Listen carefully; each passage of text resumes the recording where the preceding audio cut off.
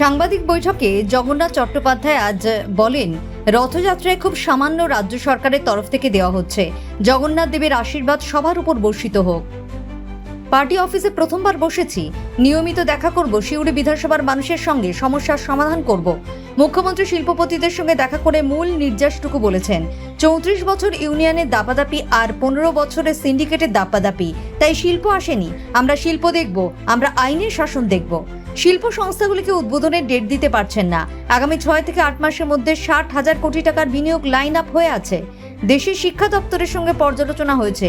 শিক্ষা দপ্তরের অতিরিক্ত মুখ্য সচিব বিনোদ কুমার সিএজিকে চিঠি লিখে 31টি বিশ্ববিদ্যালয় 500 কলেজকে সিএজি অডিটের আন্ডারে আনতে বলেছেন। বেসরকারি কলেজগুলি কিভাবে রাজ্য সরকারের কাছে এনওসি পেয়েছিল, সত্যি কি পঠন পাঠন হচ্ছে নাকি ডিগ্রি বিক্রির দোকান খুলে বসেছে, এটা আমরা দেখব। নতুন বেসরকারি কলেজকে আমরা অনুমোদন দেব না। এই আজ পবিত্র রথযাত্রার দিনে সনাতনী সংস্কৃতির যে নতুন আবহ এবং পরিচর্যার মাধ্যমে এই রাজ্য সরকার এগিয়ে নিয়ে যাচ্ছে। প্রথম পশ্চিমবঙ্গের বিভিন্ন রথযাত্রা সমিতিগুলিতে সরকার যাতে প্রভু জগন্নাথ দেবের রথযাত্রা ভব্য আকারে হয় তার জন্য কিছু সংস্থানও করেছে। খুবই সামান্য সংস্থানের ব্যবস্থা করেছে। আমরা আজকের দিনে জগন্নাথ স্বামী নয়নপথ গ্রামী ভবতু মে এই প্রার্থনা করে প্রভু জগন্নাথের মতোই চক্ষু উন্মিলন করে সনাতনীদের সহজ পথে শুদ্ধ পথে যাওয়ার আহ্বান জানাচ্ছি। পশ্চিমবঙ্গ সরকারের প্রতিনিধি হিসেবে এই রাজ্যকে পুনর্গঠন করবার জন্য যে প্রয়াস আমাদের মুখ্যমন্ত্রী শ্রী শুভেন্দু অধিকারী করছেন, তাতে প্রভুর কৃপা বর্ষিত হোক এই প্রার্থনাও প্রভু শ্রী জগন্নাথ দেবের কাছে করছি।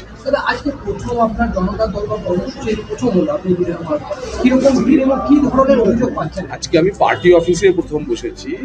আমি বিধায়ক হওয়ার পর থেকেই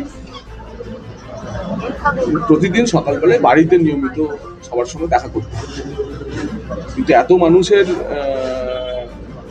আসার জন্য, আমার সঙ্গে দেখা করার জন্য তারা দেখা করতে চাইছিলেন। আমার বাড়িতে অত স্থান নেই, বাড়িতে জায়গা সংকুলান হতো না, সেই কারণে আজকে আমি পার্টি অফিসে এসে বসেছি। নিয়মিতভাবে চলবে। আমি প্রতি সপ্তাহে একদিন বা দুদিন স্থানীয় বিধানসভা এবং জেলার মানুষের সঙ্গে সিউড়িতে এসে দেখা করব। তাদের সমস্যাগুলি যা আছে সেই সমস্যাগুলি সমাধানের চেষ্টা করব। সব সমস্যা আশু সমাধান সম্ভব নয়। বহু সমস্যা দীর্ঘদিনের, বহু সমস্যা 20-25 বছরের সমস্যা, কিন্তু মানুষের প্রত্যাশা এই যে এক্ষুনি এসে 1 মাসের মধ্যে, 2 মাসের মধ্যে, 1 দিনের মধ্যে সব সমস্যার সমাধান হয়ে যাবে। সেটা হবার না।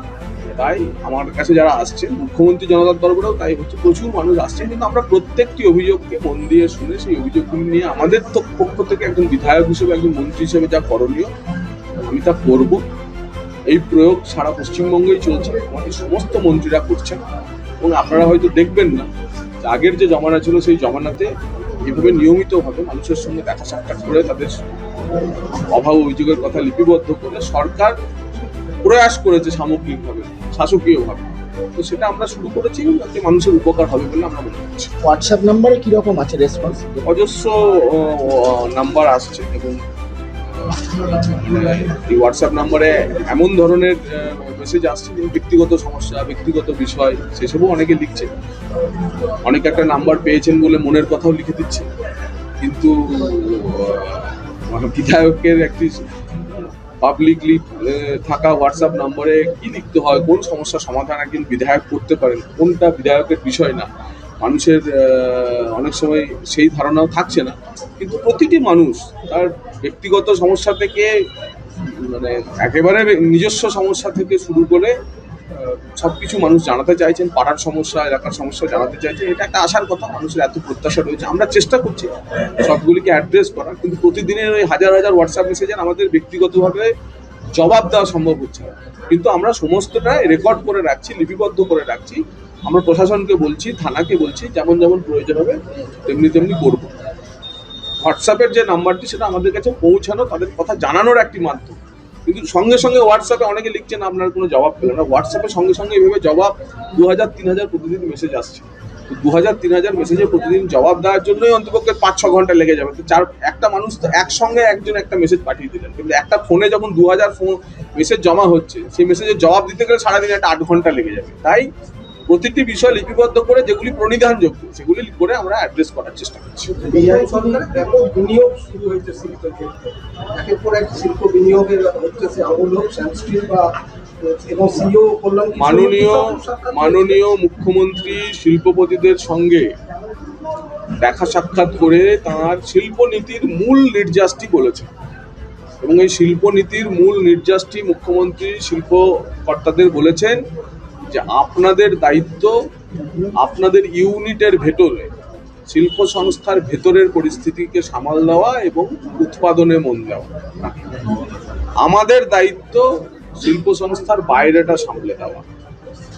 গত 34 বছর এই শিল্প সংস্থার বাইরে ইউনিয়নের দাপাদাপি, আর গত 15 বছর এই প্রতিটি ইউনিটের বাইরে সিন্ডিকেট কাটমানির দাপাদাপিতে পশ্চিমবঙ্গে শিল্পে আসেনি, বিনিয়োগ পিছিয়ে গেছে, লগ্নিকারীরা ভয় পেয়ে চলে গেছে।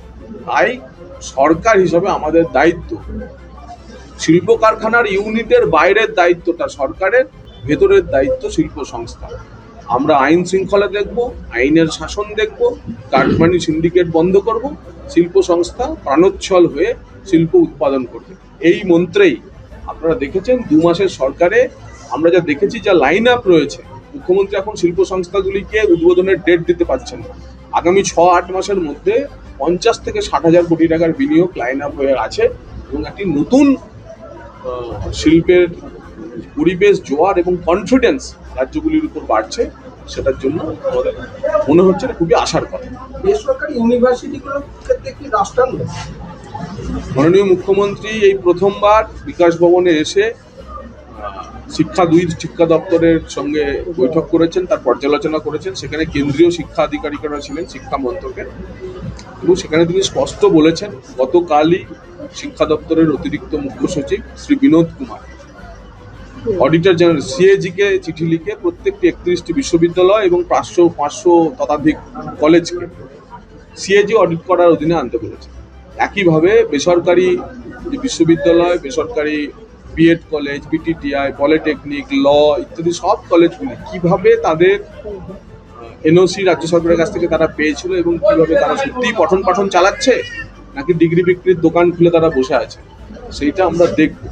এই প্রক্রিয়া যতদিন চলবে ততদিন নতুন কোনো বিশ্ববিদ্যালয়কে আমরা অনুমোদন বা কলেজকে আমরা অনুমোদন দেব না।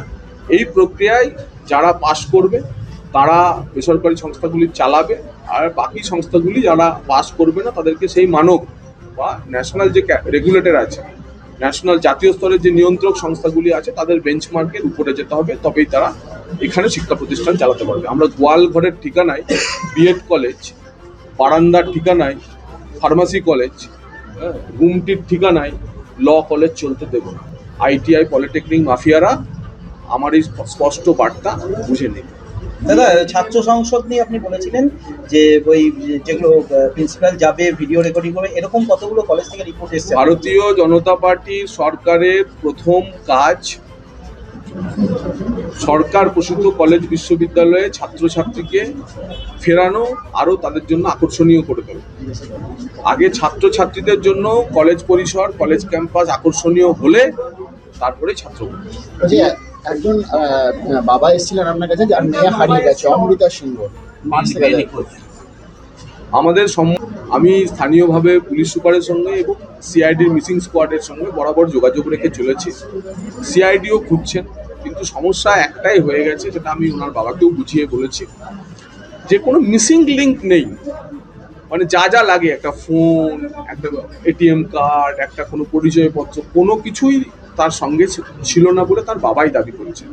কিন্তু তারপরেও তন্ন করে খোঁজা হচ্ছে। সিআইডির মিসিং স্কোয়াড তারা সারা ভারতবর্ষের যে নেটওয়ার্ক, সারা ভারতবর্ষের মিসিং পার্সনদের খুঁজে বের করা নেটওয়ার্কে পুরো বিষয়টি দিয়েছেন, এবং আমি আশাবাদী যে সময় একটু লাগলেও নিশ্চিতভাবে তার মেয়ে কোথায় রয়েছেন, কিভাবে রয়েছেন, তা খোঁজ পাওয়া যাবে।